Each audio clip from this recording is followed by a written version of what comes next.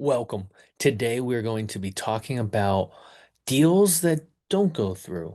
So some deals fall through for all different reasons, and I want to talk to you today about how maybe I can be a benefit for you and your clients. So remember, just because the deal died doesn't mean you can't and shouldn't get paid. We'll go over some stories and case studies of how some realtors aren't getting paid and they could have if they just would have brought the deal to me first. So if you have any questions throughout, put it in the comments and I will be very happy to answer them. We can have an offline conversation as well. Remember, I am here to help you. So let's get started with a little legal disclaimer. Of course, the attorney's like this. So basically, what I am telling you, you have to trust but verify. We're good there. All right. So when you can't sell it, what happens here? A lot of the times, you as the realtor, when you can't sell it, and even sometimes investors, the wholesalers out there, when you can't sell it, it's not uncommon that I eventually get a call. I get a call from title companies saying, hey, this property is not going to sell. The sellers really need it to close next week. The buyer's backed out. We know all the different reasons. I get a phone call. I get an email about those. Sometimes the sellers contact me directly. Sometimes the insurance agents call me. I just got a call 2 weeks ago from an insurance agent. Say, hey, you're still buying mobile homes, right? I said, of course I am. And he had someone that has a whole bundle of mobile homes that need to sell. So see, I end up getting these phone calls. If you're the agent, give me the call and skip all of these people so that you get paid.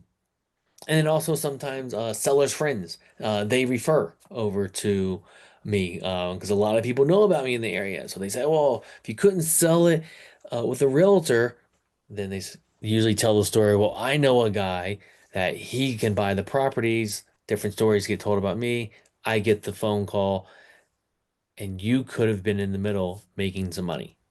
So I know I keep going back to that, but really, like, you're wanting to make some money here, right? So remember, when you bring me a property and we close, you will get paid. So I'm going to go through a few different case studies here of these different stories. Again, ask me questions if you have any about them. If you want to talk offline more, let's talk. If you ever have a property, bring it to me because you will get paid. So Oak Tree, this is one. I'm starting out, a little lighter here. That was listed on the MLS and we ended up buying it with the listing agent. But they did not come to me. They almost completely lost it. It fell out of contract 3 times. So, in my opinion, the listing agent should be reaching out to a lot of different people. If we keep falling out of contract, there's a problem here. Well, I spotted that. I happened to say, you know what, let's go out and look at it. So we found it through the MLS. The realtor, I don't believe, was serving their client very well, but that's just my personal opinion. I love working with realtors. So we went out, we looked at it. The problem solved. It fell out of contract, like I said, multiple times. It was in a partial flood zone, had a non-permanent roof. The owner was getting frustrated. He just wanted his money and wanted to move back to Mexico. There were not very good pictures on the MLS. So you see, there's lots of little problems here. And then we came in, we were able to solve all of these problems. Financing, I had a friend that lent me the money. We bought it. No financing contingencies in my agreements at all. Rehab, we had to do some work to the property. So here's some pictures. You can see it's very overgrown, so not very good curb appeal. We had a non-permanent roof, but we had some damage that they never took care of from the roof before when it was leaking. You can see a little bit of electrical issues here. Nothing terrible. Dated kitchen, pretty worn out there. More roof stains. Uh, the range, the bathroom, you can't see real well, but that sink is pretty stained. It's the original plastic sink in there. It did have some insurance issues that it could not get good insurance as well. That was another problem. So you can see we removed that ramp. Insurance didn't like it. Gave it a refresh, made it look a little bit prettier here, brought some life back into it, made those repairs that we mentioned before. And then we put it for rent. Put it for rent.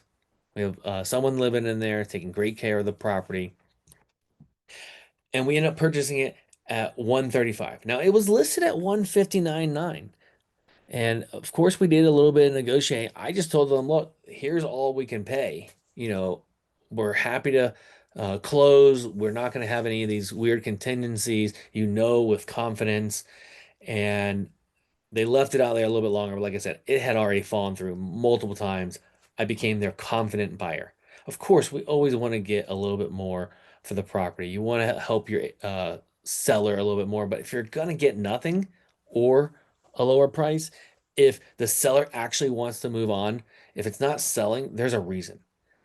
And we're able to give the right offer so that we can end up buying it, helping the seller move on to the next stage of their life. And remember, when you bring me the property, we close, you will get paid. What if that agent would have brought the property to me directly? They would have gotten the full commission. Instead, my agent that I've been working with to make offers that are on the MLS, he got part of the commission, which I'm very happy with. I want him to make some money so we can work together some more. But if you, as a listing agent, brought the property to me knowing there's some issues here, you would have gotten the entire commission because I am not a licensed agent. I leave that to y'all professionals. So if you bring me the property, I'm going to say this a lot because I want you to remember, you will get paid. So Central Ave, this property, I gave him an offer on. Now let's look at actual see it. So it's a 1982 2-1, about a quarter acre. You can see there's kind of an RV there, which is a little bit of the problem. I gave an offer on it. Honestly, I don't know if the agent ever even submitted the offer, but that doesn't matter. I also put my offer on the porch because I know that some agents don't always give the offer. So how did we find it? After it fell out of contract, came off the MLS, the sellers called me frantic because they really thought they had it closed. It was a few days before closing is when they found out it wasn't going to close. Shame on the companies involved, the title company and everyone, because the title work was so messed up on this. They should have known far out that they weren't cleaning this up. Doesn't matter. They called us. We talked through it and we came to a solution. We met, we chatted for a good while, got to know each other, and we decided, look, the title work is really messed up. You're right. How about I rent it from you, Miss and Mr. Seller, and I have the right to sublet it out to other people. It wasn't their number one offer or their number one like option. They really wanted to get rid of it, but they didn't have other options. They did not want to be landlords. So now I am renting it from them with the right to sublet it out. And we've been doing that for many years. We are working to clean up the title so we can buy it from them. But what if the agent would have brought it to me? We would have found a way to make sure the agent got paid. But instead, they just let it fall out. They said, oh, there's nothing here. I'll tell you, we had a written agreement together, the seller and I, and the listing agent sign was still in the yard. I had asked them to take the lockbox off because we already had found a solution that worked for this scenario. I mentioned a lot of the problems with it were mainly the title. There was other issues with the mobile home itself that we took care of, but the big sticky part was that title work. Financing, as I mentioned, we didn't end up buying it. We were renting it from the sellers with a very long-term lease with that we have the right to sublet it out. So there was no actual financing. Rehab, we had some plumbing, back steps, light clean out. You can see we had to get rid of this RV that was plumbed in illegally to the septic. Well, missing back steps, we'll say. Nothing fancy, but it works. It helps us provide some good, clean, affordable housing. And then we put it for rent. Again, we have a right to sublet it out. We're renting it from the owners. And if you bring us a type of property like this, you will get paid. How? I know that's the question. It's like, how are we going to get paid on this? We'll find out. Just like the seller and I sat down and talked through it, you and I are going to do the same thing. We're going to figure out, make sure that you can get paid. I want you to get paid because selfishly, I want you to bring more deals. And you're going to do that if you get paid. So that's another scenario here. Remember, really, really sticky, ugly title work. I mean, we've had multiple lawyers look this over and they haven't found a great solution yet for fixing this title. Maybe it's going to go down in history as one of the worst. But the solution was the sellers are still getting some money. They are not being landlords because they have a professional tenant, me, professional landlord, me, housing provider, renting it from them and subletting it out. So we don't call them nitpick all these little things. We take care of it. Here's another one. Indian Bluff here.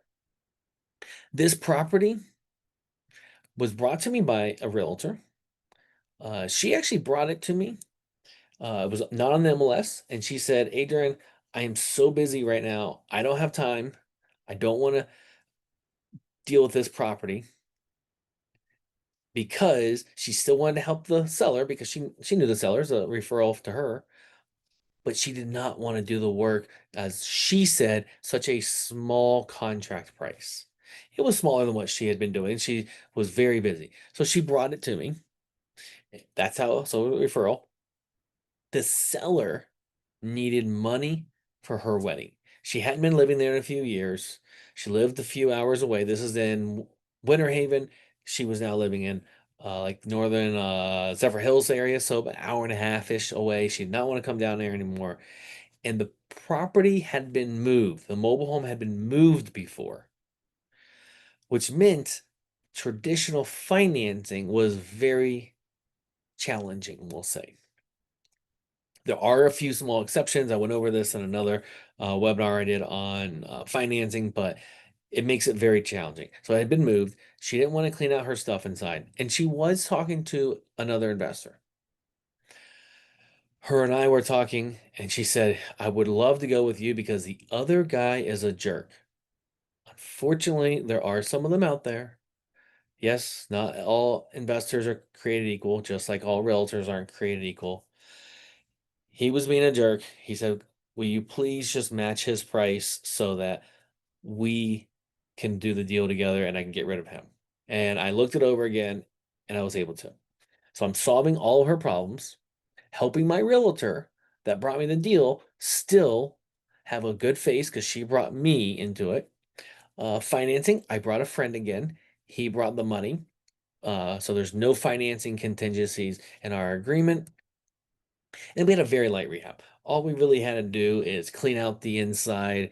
There wasn't a large rehab. Clean up the yard a tiny bit. It was very light on this one. And this one we actually did a rent to own. So basically seller financing. We've done a little bit of this. Yes, you still have to comply with Don Frank on all of this. And we put a couple in there. They have loved the place, and I'm actually very happy to say that they have just paid the property off. So now it's going to be completely theirs, free and clear, great affordable housing, which is super exciting for us because we always love helping people out like that. So this one, the realtor brought it to us. Again, I'm not an agent. She might have gotten a birthday card from me. And because she brought it to me, we closed, she got paid. So if you do the same, you're going to get paid. All right, let's move on to another property, Sunnybrook. A kind of ugly property you're going to see here. It's a sliver of a lot, zero point 0.1 acres, 1973, 720 square foot. It comes with tons and tons and tons and tons of junk. So how we find it was a realtor referral. Now this realtor does a little bit of real estate investing, and he had been talking to the seller for a while, and he finally said, we need to get Adrian involved because I don't really deal with mobile homes, is what the realtor said. especially one that's going to be this difficult to sell on the MLS. So he brought me in. Problem solved. We had all kinds of problems. The brother was living there. Code enforcement had a massive amount of fines on there, which we got a lot of those negotiated down. Couldn't afford the personal residence, so the sister's actually the one who owned it. Brother was living there, but she needed money to help with her own personal residence. She was stuck on price. She was not easy to work with. You know what I'm talking about when I say someone not easy to work with. Well, lots of different problems here. But we finally, after this was actually took a few years. So some of these deals aren't always quick. Sometimes the seller needs time, and I've got time. So after a lot years of conversations, the seller was finally ready to sell it. She sold it to me on owner financing. We solved her problems. She solved some of ours because I couldn't pay for cash what she was asking, and I explained that to her. And eventually she realized because no one else was going to give her even close to what it was, that my offer was her best option. And we got her a good chunk of money so she could take care of her immediate problems. Rehab, man, the clean out on this was huge. I mean, you can just see that it is now you see why also sometimes the realtor did not even want to have this listing underneath his name. The inside wasn't completely this is after the clean out. You can see it was a pretty rough. The person living there, we ended up having to get the police involved.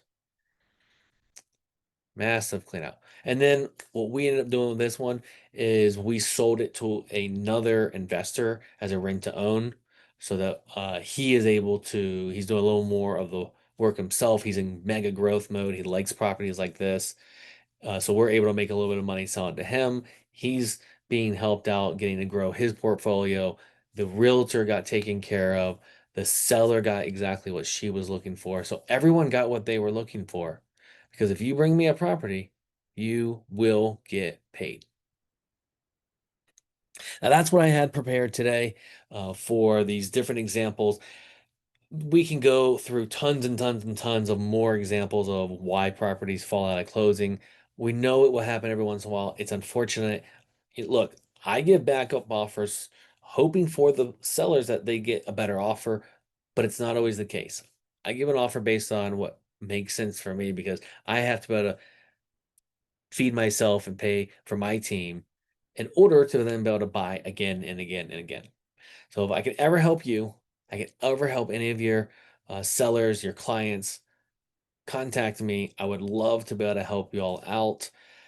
Don't let them fall through. And you also know 2 days before going out of contract on the MLS is not always the best time. But look, I'm going to work with you. I'm going to figure it out with you and the seller.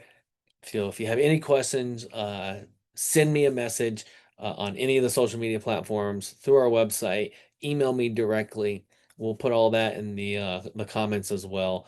If we can jump on Zoom, have a conversation. I'm doing that sometimes with realtors and sellers so that we can just get to know each other and have a conversation together. So that's what I got today. I appreciate you. Have a fantastic day, and I'll talk to you soon.